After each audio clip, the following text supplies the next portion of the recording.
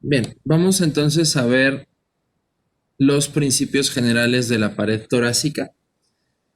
Debemos de tomar en consideración que la pared torácica es muy importante desde el punto de vista de la protección a estructuras vitales. Y la pregunta que siempre nace de esta aseveración es, bueno, ¿y qué las estructuras abdominales o pélvicas no son importantes? Sí son importantes, pero una lesión en alguna estructura abdominal, en alguna víscera, bueno, evidentemente no vascular, es decir, la aorta, sí puede poner en peligro la vida, pero no es inminente la muerte como si se lesiona un pulmón o si se lesiona el corazón. Por lo tanto, la pared torácica, iniciando con la parte esquelética, es importante que la tomemos en consideración y por eso está completamente rodeada.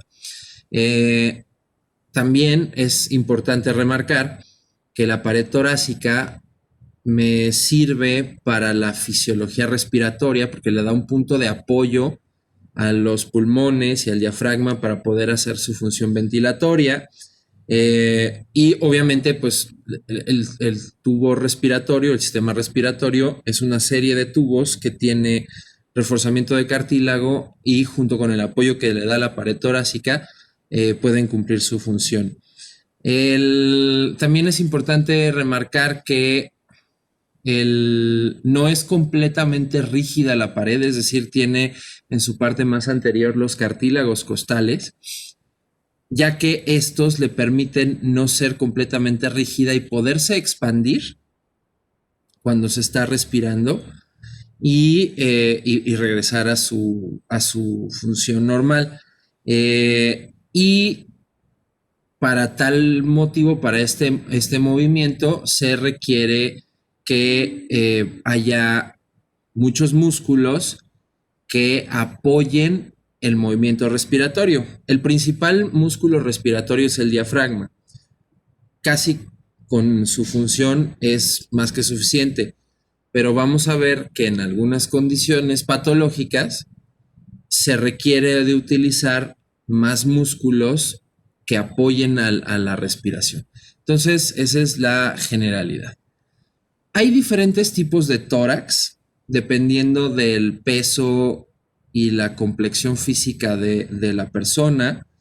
Si depende de si el individuo es delgado o si el individuo tiene mayor peso corporal o si el individuo es atlético. Entonces va cambiando la forma del tórax con respecto a la complexión del individuo. Entonces puede ser, por ejemplo, en individuos muy delgados, el tórax es estrecho y largo, con el ángulo inferior del esternón va a ser muy agudo. En personas con mayor grasa corporal va a ser más ancho y más corto. Y una combinación entre estos dos previos es el tórax en los atletas. Obviamente depende mucho también de la genética. El tórax, la forma del tórax va a estar determinada por la genética y vamos a ver que el tórax tiene diferentes formas o puede inclusive de nacimiento nacer con una forma diferente, puede estar hundido, puede estar más puntiagudo, dependiendo de el nacimiento, y esto puede ser completamente normal. Obviamente hay patologías que pueden cambiar a lo largo del tiempo la forma del tórax, por ejemplo, si tienes desviada la columna, si tienes EPOC, estas enfermedades pueden llegar a cambiar la forma del tórax de manera paulatina y aquí sí te podría generar problemas respiratorios o problemas cardíacos. En cambio, si la forma del tórax es diferente de manera congénita, pues bueno, durante el desarrollo embrionario se acomodan los órganos y aquí no hay tanto problema. Entonces, vamos a ver el esqueleto del tórax. Vamos primero a verlo por partes, vamos a ver sus componentes y después de ver sus componentes, entonces ya vamos a armarlo completo para explicarlo de manera general. Entonces, el primer componente que tiene el tórax, el componente más anterior, es el esternón, en donde podemos nosotros apreciar que va a tener tres partes el esternón. Tiene un manubrio, un cuerpo y un proceso sifoides o un apéndice sifoides. Y cuando nosotros estamos en la vida intrauterina o en los primeros años de vida, vamos a ver que el esternón va a estar articulado. De hecho, la parte del proceso o apéndice sifoides es cartilaginosa, ya después se va osificando y las tres partes van a estar articuladas.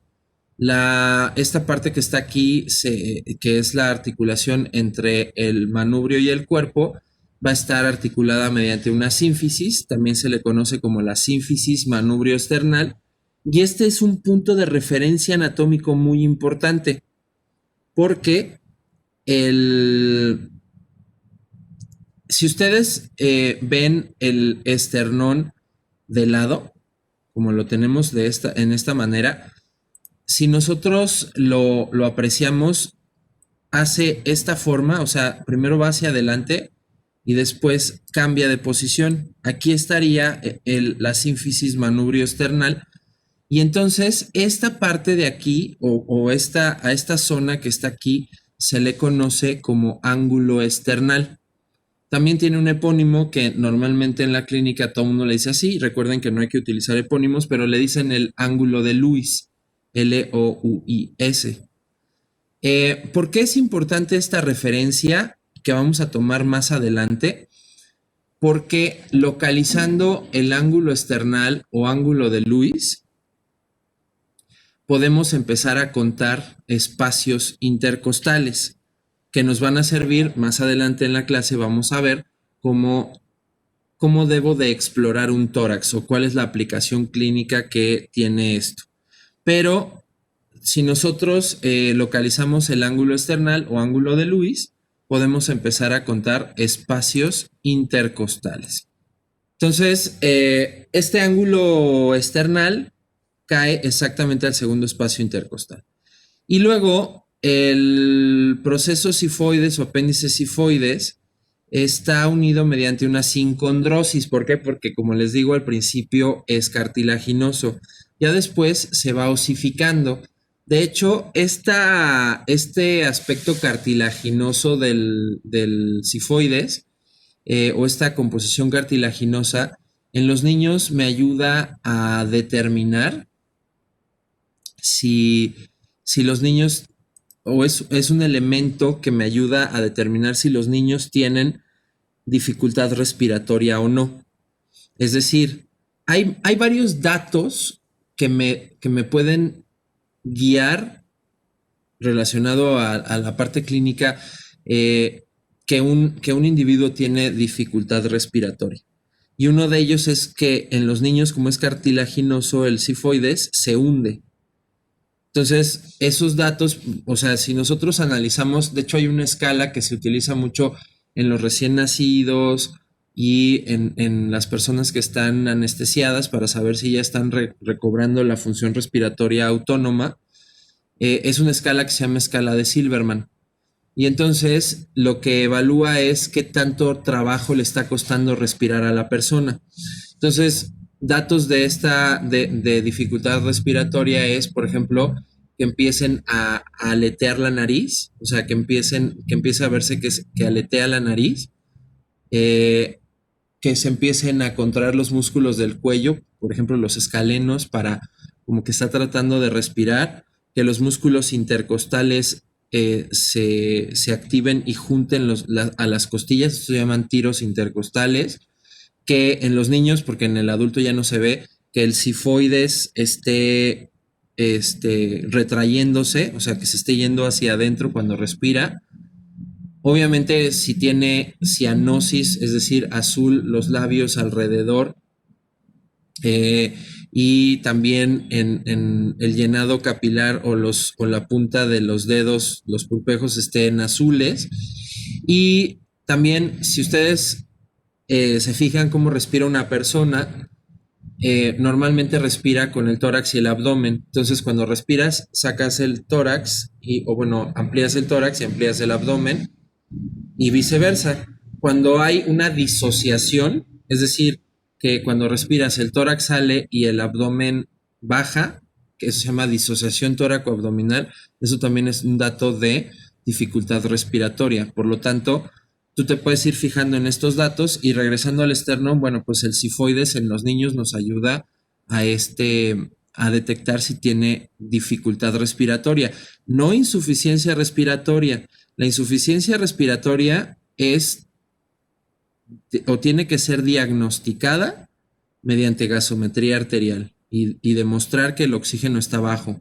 No, habitualmente se utilizan como sinónimos, pero una cosa es que tengas dificultad respiratoria, o sea, que te esté costando respirar, pero tu oxigenación puede estar normal, a que tengas insuficiencia respiratoria. Insuficiencia respiratoria únicamente puedes decir que tiene un paciente si le haces una gasometría arterial. Si nosotros vemos al esternón de lado, vamos a ver que tiene unas pequeñas cazuelitas que las vamos a llamar escotaduras costales. Las escotaduras costales me van a servir para que ahí se articulen los cartílagos costales que de las costillas que son verdaderas. De hecho, las costillas se pueden clasificar en 3 subgrupos: costillas verdaderas, falsas y flotantes.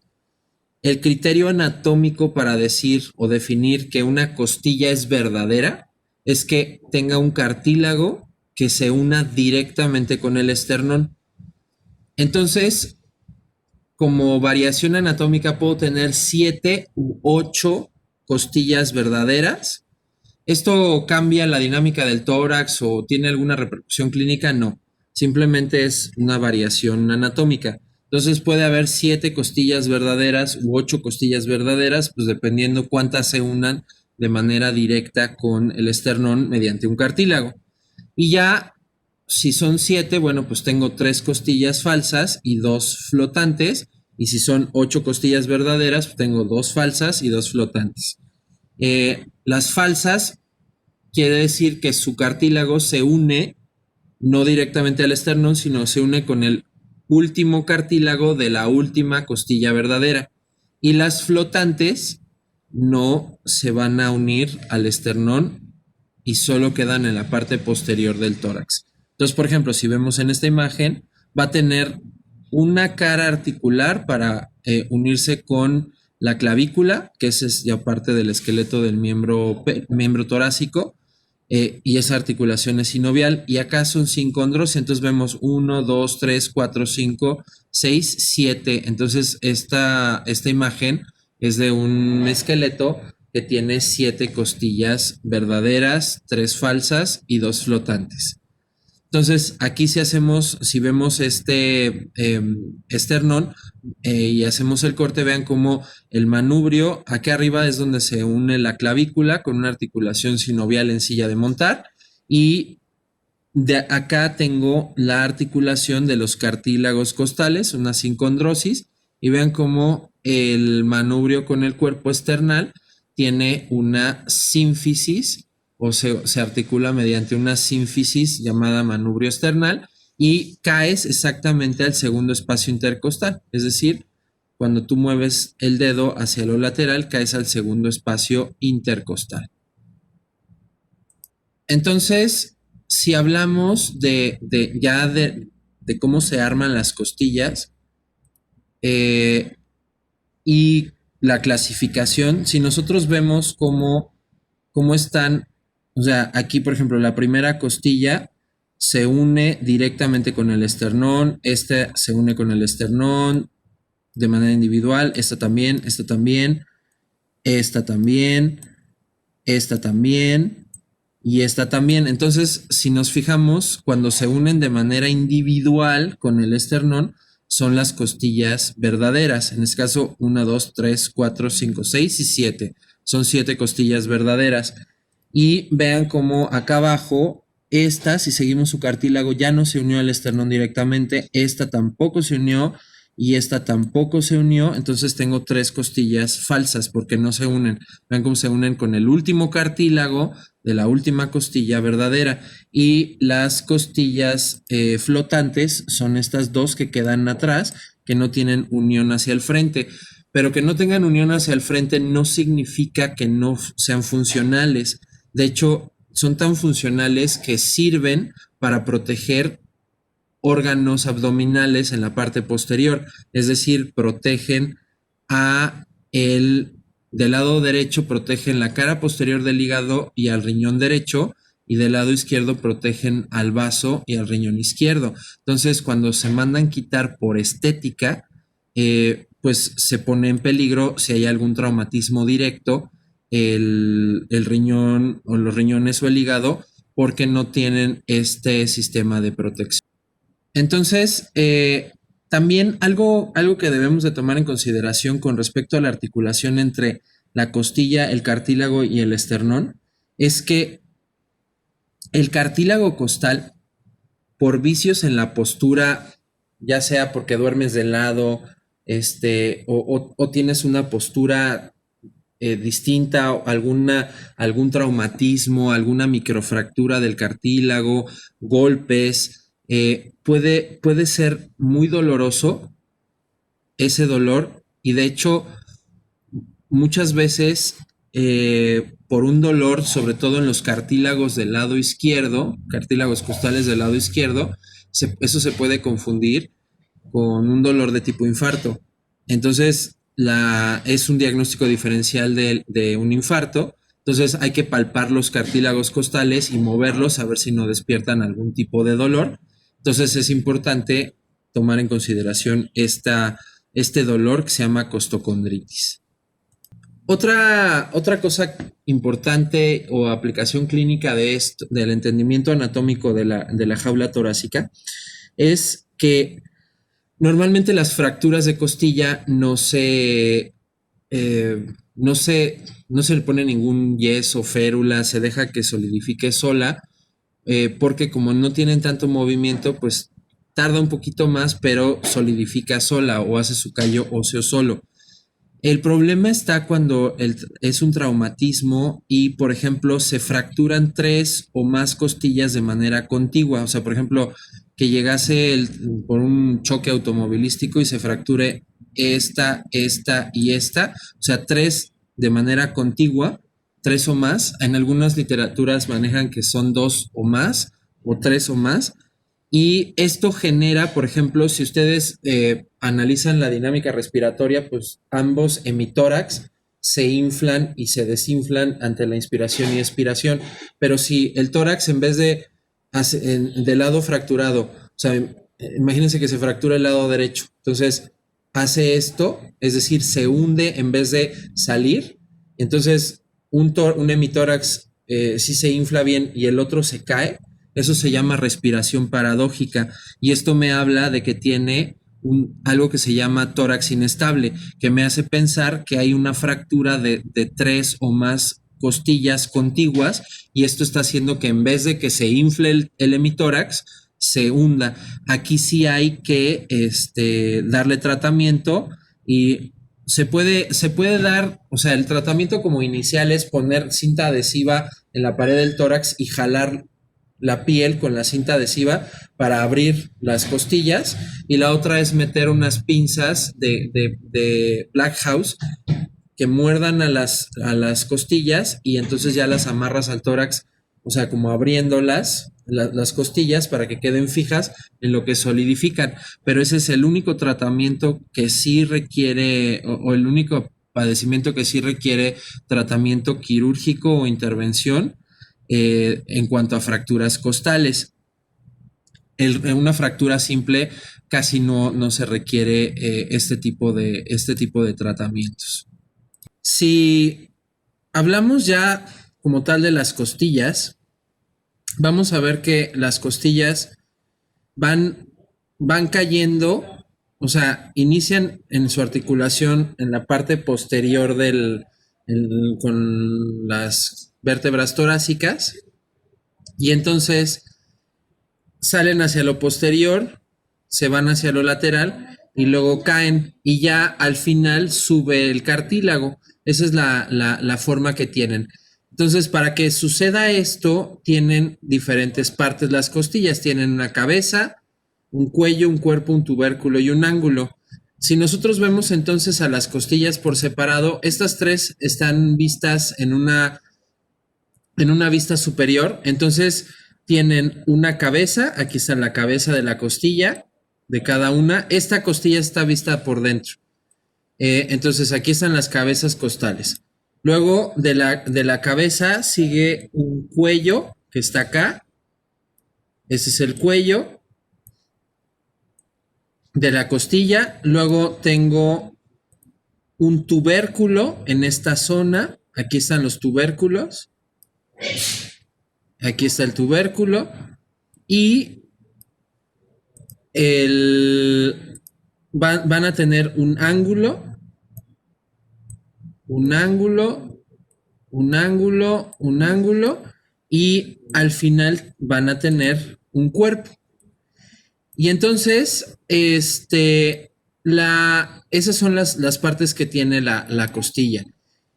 Aquí, en esta vista, es importante tomar en consideración que por dentro, si se fijan aquí, está representado, o por dentro tiene una pequeña muesca, que si yo dibujo, o sea, si yo hiciera un corte de la costilla de esta forma, se vería esa muesca más o menos así. Tiene hacia acá es interno y hacia acá es externo. Entonces, el punto aquí es que, o sea, si te pongo dos costillas contiguas, la muesca se ve de esta forma. Entonces, esta muesca se llama escotadura costal. Y entonces, si yo represento a los músculos intercostales, que sería uno aquí, otro acá y otro acá, están los tres músculos intercostales, externo, interno e íntimo. La escotadura costal sirve para albergar, o sea, aquí estos puntitos que estoy representando es la arteria intercostal anterior, tengo la vena intercostal anterior y tengo al nervio intercostal. Entonces, la escotadura costal me sirve o tiene la función de proteger al paquete vasculonervioso intercostal anterior. Entonces, algo importante es que como referencia anatómica, si tú, por ejemplo, puede ser, el tórax en su interior tiene tres cavidades, dos cavidades pleurales y un mediastino, que es la parte central. Entonces, por ejemplo, si tú tienes que acceder al tórax porque la cavidad pleural, que es donde está el pulmón, se llenó de pus, se llenó de quilo, o sea, linfa, se llenó de aire, se llenó de sangre, es decir, que tenga un neumotórax, hemotórax, un derrame pleural, un quilotórax, un empiema, si se llena de pus, se llama empiema. O sea, si tiene cualquier patología la cavidad pleural y tú necesitas puncionar al pulmón necesitas puncionar al pulmón o a la cavidad para poder, pues, necesitas acceder para drenar ese líquido. Entonces lo que va a pasar es que necesitas tomar en consideración que el paquete vasculonervioso está en la muesca. Y entonces tú lo que tienes que tomar como referencia es en la parte superior, o sea, tocar la parte superior de la costilla para poder perforar por la parte superior y no por la parte inferior, porque bueno, aquí te estoy representando la muesca bastante prominente, pero puede ser muy delgadita y si yo llegara a puncionar por abajo, en vez de por arriba de la costilla, por abajo, podría llegar a lesionar el paquete vasculonervioso y eso me podría generar una alteración o sea, que perfore un vaso sanguíneo, que perfore tanto la arteria como la vena o que lesione el nervio intercostal. Por eso esta referencia anatómica es muy importante que yo cuando voy a acceder a la cavidad pleural, que pique por arriba en vez de que pique por debajo de la costilla. Las articulaciones que se dan entre las costillas y las vértebras es una doble. Esto que voy a señalar aquí es la vértebra torácica. Aquí estoy señalando la silueta de lo que es la vértebra torácica. Y esto es, bueno, la parte del arco vertebral. Y entonces, noten primero que la articulación de la costilla se da entre el cuerpo vertebral y la cabeza, que es lo que estoy marcando aquí en morado. Esta articulación es sinovial y se llama articulación costovertebral. Y hay otra articulación que se da entre el tubérculo de la costilla, que sería esta zona de aquí, el tubérculo de la costilla, y el proceso transverso de la vértebra torácica, que se llama costotransversaria. Entonces, ambas son articulaciones sinoviales, y lo que quiero que noten es lo siguiente. Primero, si hablamos de las vértebras, de la articulación costovertebral, vean cómo esto sería el cuerpo vertebral de otra vértebra. Y lo que es importante tomar en consideración es que cada vértebra, por ejemplo, aquí tiene una carilla articular inferior, esta es la otra carilla articular inferior, la otra carilla articular inferior, y tiene una carilla articular superior, superior, superior, superior, superior. Vean cómo todas las costillas, excepto la primera, la 11ª y la 12ª, comparten dos hemicarillas. Eso es lo que se refiere que las vértebras torácicas tienen hemicarillas.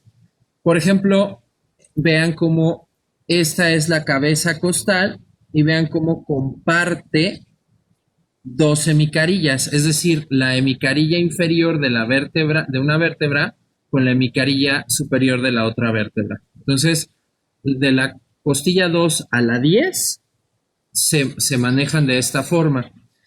Y si, por ejemplo, esta fuera la primera vértebra torácica, o la 11ª o la 12ª, entonces vean cómo la primera vértebra torácica tendría una hemicarilla inferior y tiene una carilla completa. ¿Por qué?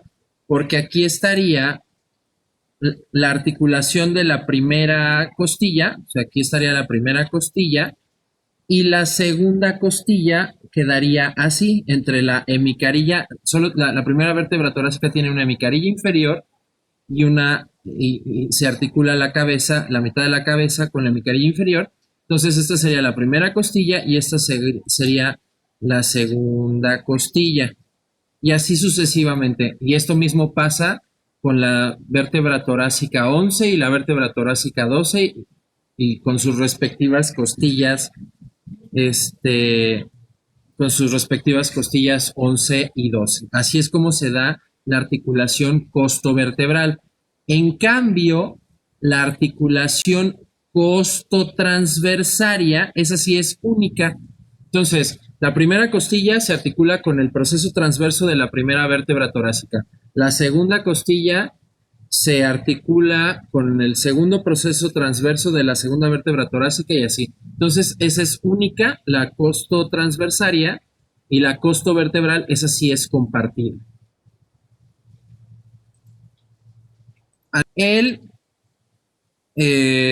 Las articulaciones vertebrales y las costillas están reforzadas por numerosos ligamentos.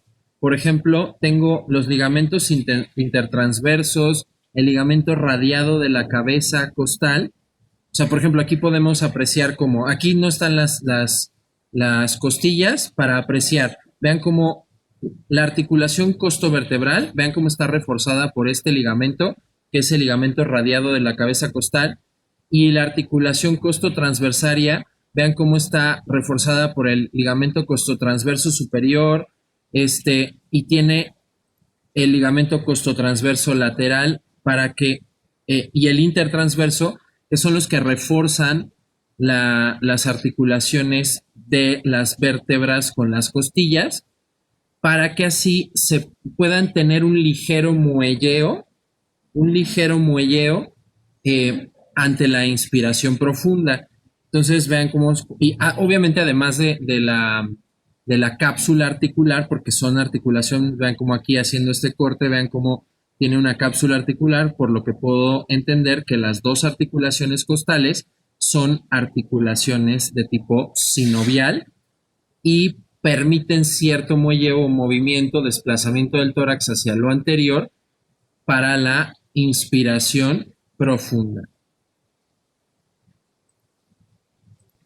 Ahora sí que ya, como ya vimos todas las piezas que tiene el tórax, que es el esternón, son las costillas, son las vértebras torácicas, si yo las armo, entonces puedo decir que el tórax tiene en conjunto una forma de cono truncado en su punta y tiene una apertura superior que es estrecha y una inferior que es amplia.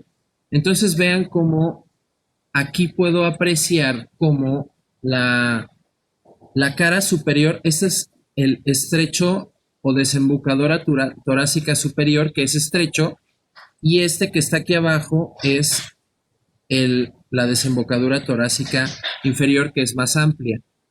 Y además de esto, yo tengo que el tórax tiene un diámetro lateral que es más amplio que el diámetro antero-posterior. O sea, el diámetro lateral es más amplio que el diámetro antero-posterior. Y esto es muy importante que se respete porque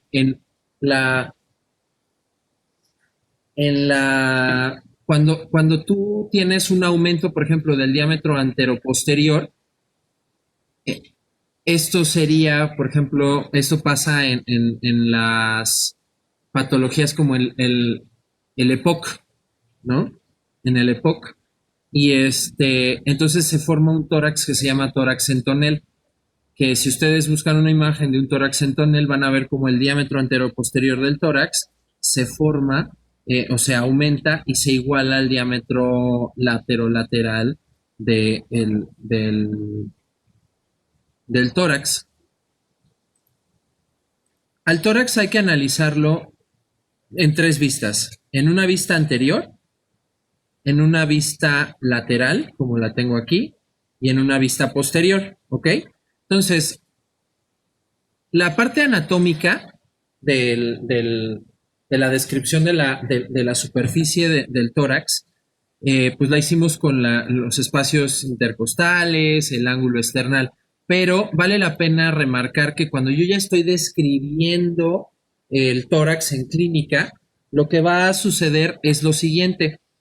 Yo voy a poder dividir el tórax en diferentes regiones. Entonces, por ejemplo, si yo hablo de esta zona de aquí, le voy a llamar la región supraesternal o donde está la escotadura yugular o escotadura external. Por ejemplo, acá son las regiones supraclaviculares. De este lado, por ejemplo, se llama, me voy a referir a todo este espacio como región precordial, región precordial derecha y región precordial izquierda. Y esta parte de aquí, por ejemplo, es la región axilar. Déjenme ponerles. Esta sería la región axilar de este lado y de este lado, aquí pegadito, donde está la pirámide axilar. Ya si hablamos en cuanto al abdomen, por ejemplo, aquí vamos a tener al epigastrio, que también se le puede llamar región subsifoidea por el proceso sifoides. Aquí tengo a los hipocondrios, derecho e izquierdo,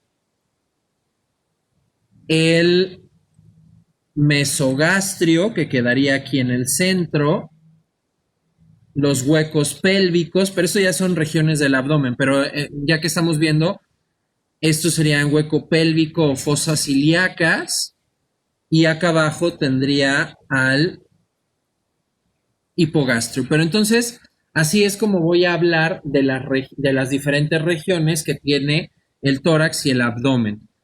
¿Cuál es el último que has mencionado? Pero no nada más me sirve para definir esto, las regiones, sino que tengo que trazar algunas líneas. Voy a ver que además de las regiones, en la superficie del tórax,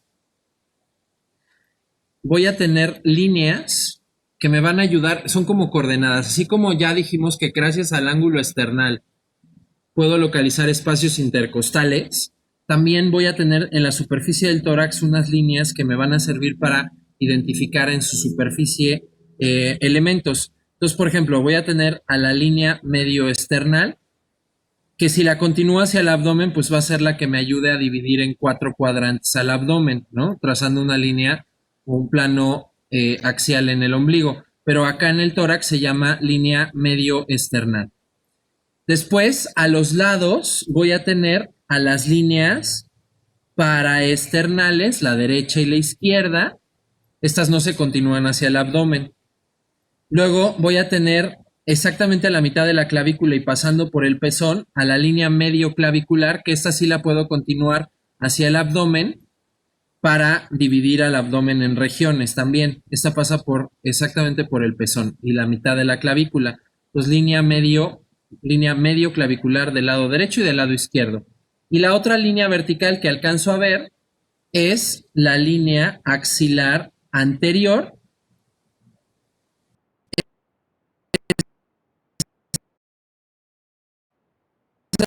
Son las y hay líneas horizontales que voy a poder apreciar, que son la línea, una que pasa exactamente en el ángulo external, que es la línea que, o ese plano, si yo trazo un plano a ese nivel, se llama plano transtorácico. Es decir, pasa por el ángulo external por enfrente y si continúo el corte hacia atrás, va a pasar entre la articulación de la cuarta y la quinta vértebra torácica. Ese plano transtorácico es importante en cuanto a su localización porque por dentro vamos a hacer una lista de las cosas que están sucediendo a ese nivel en el plano transtorácico que pasa entre la línea, entre el ángulo external y por detrás está la articulación entre la cuarta y la quinta vértebra torácica. Por dentro, cuando me hablan de plano transtorácico, yo voy a pensar en que está la división del mediastino superior del mediastino inferior. Esa es la primera cosa. División entre mediastino superior y mediastino inferior. Segunda cosa, está parte del arco de la aorta. Tercera cosa, está la bifurcación de la tráquea. La bifurcación de la tráquea. Cuarta cosa que está pasando es que está el arco de la vena ácigos. El arco de la vena ácigos. Con C. Quinta cosa está el segundo y tercer estrechamiento esofágicos. Entonces, ese plano transtorácico es una referencia anatómica importante. Y tengo acá abajo otra, bueno, además de estas líneas que ya localizamos en la superficie, a esta región que sigue el cartílago costal, el reborde de las cartílagos del último cartílago costal, a esto se le llama reborde costal. Entonces también cuando estén explorando y les digan palpa el reborde costal, pues significa que estás buscando algunas estructuras como el hígado del lado derecho, porque recuerden que cuando expiramos el hígado asciende y queda parcialmente cubierto por las últimas costillas. Entonces, cuando palpas el reborde costal, que es esta línea que está aquí, entonces quiere decir que estás buscando estructuras como del lado derecho el hígado o del lado izquierdo el vaso. Esas son las líneas que puedo yo encontrar en la superficie anterior del tórax. Entonces, ¿para qué me sirven estas líneas? ¿Y para qué me sirve localizar los espacios intercostales? Me sirven para que, por ejemplo, yo cuando coloco los chupones del electrocardiograma o cuando coloco la campana del estetoscopio, pues te diga, ¿sabes qué? Para escuchar la válvula aórtica, tengo que poner el estetoscopio en el segundo espacio intercostal, en la línea paraesternal del lado derecho. Entonces ya sabes en dónde colocarlo, o ya sabes cuál es la referencia. O yo quiero escuchar en la válvula mitral en el corazón. Ah, bueno, pues yo sé que lo tengo que localizar en el quinto espacio intercostal, en la línea medio clavicular izquierda. Y entonces para eso me sirven estas líneas y saber localizar mediante el ángulo external las diferentes espacios intercostales, porque así puedo localizar en la superficie del tórax diferentes estructuras o saber dónde colocar la campana del estetoscopio. En la cara lateral del tórax voy a ver que tengo tres líneas, la línea axilar anterior, la línea axilar media, la línea axilar posterior. Por ejemplo, aquí me ayudaría, no sé, si tienes un neumotórax, ¿no? Tienes la cavidad pleural, adentro tiene aire, donde no debería de estar. Ah, bueno, pues yo sé que para poder acceder del lado del tórax izquierdo a la cavidad pleural, pues tienes que introducir una aguja entre el cuarto y quinto espacio intercostal, entre la línea axilar anterior y la línea axilar media, o sea, más o menos por este nivel. O si yo quiero auscultar, el único lugar en donde puedo auscultar el lóbulo medio del pulmón derecho es entre el tercero, cuarto y quinto espacio intercostal a nivel de la línea axilar media. Entonces, para eso me sirven estas líneas en la cara lateral del tórax. Y finalmente, si analizamos la superficie posterior del tórax, voy a tener que, si le trazamos las líneas, esta es la línea vertebral o espinal, porque pues, obviamente está sobre los procesos espinosos de las vértebras torácicas. A los lados tengo las líneas paraescapulares, porque obviamente en esta zona puedo ver reflejado dónde estaría la escápula y podemos decir, si ya analizamos o si lo ponemos por regiones, que esta sería la región interescapular, que es normalmente donde ausculto los pulmones, y una maniobra para auscultar los pulmones es que le pides al paciente como que se abrace a sí mismo para abrir las escápulas y abrir este espacio y poder escuchar mejor a los pulmones, porque si pones el estetoscopio sobre las escápulas no se escuchan bien los pulmones. Y esta región es la región subescapular, que esta me sirve para auscultar las bases pulmonares. Hay una línea que se forma aquí cuando hay un derrame pleural, que es que están inflamados los pulmones y se riega líquido en la cavidad pleural, que se llama línea de Moore-Kinnan, que es un epónimo, pero bueno, eso es una línea característica que tienes que aprender a auscultar y a percutir para ver hasta dónde llega el derrame pleural de una persona. Entonces, gracias a estas líneas, yo puedo ser mucho más específico. O sea, si yo digo, pues revísale todo el precordio izquierdo, ok, pues es una región muy extensa. Pero si ya te voy diciendo, en tal espacio intercostal, cerca de tal línea, pues entonces ya tienes más específico la manera de revisar la superficie torácica.